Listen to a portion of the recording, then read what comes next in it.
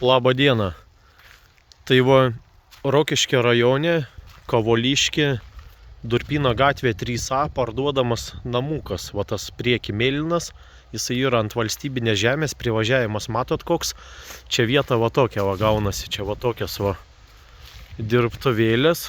Šalia va toks prūdas visiškai šalia va yra, tai gal kokių karosiukų pažvėjot galėsit, kas labai fainiai. Ir Kavoliškis yra 3,7 km nuo Rokiškio, tai visiškai šalia miesto. Einam dabar namuką parodysiu.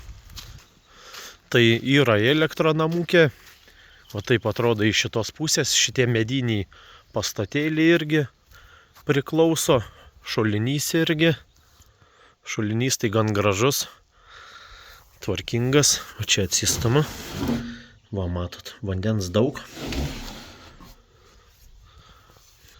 Taip atrodo iš šitos pusės irgi.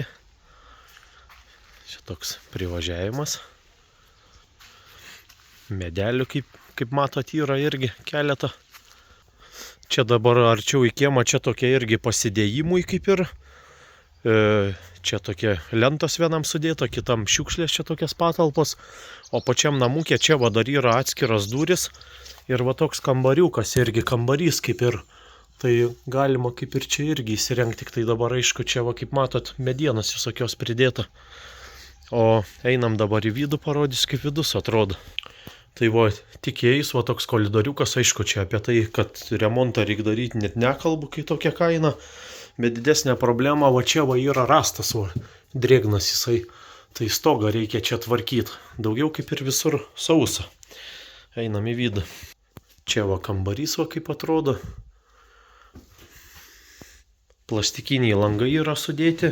Dauguma varstomi irgi, kas labai gerai.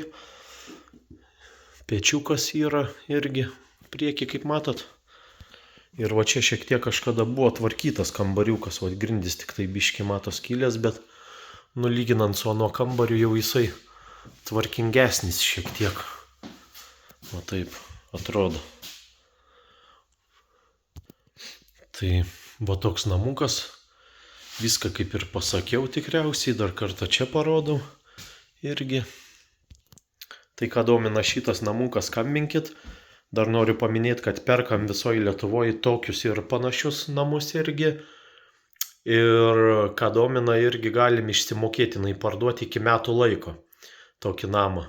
Tai va, linkėjimai visiems, sekit mano kanalą, ką domina namai išsimokėtinai ar tiesiog va tokie visokie namukai ir tiek.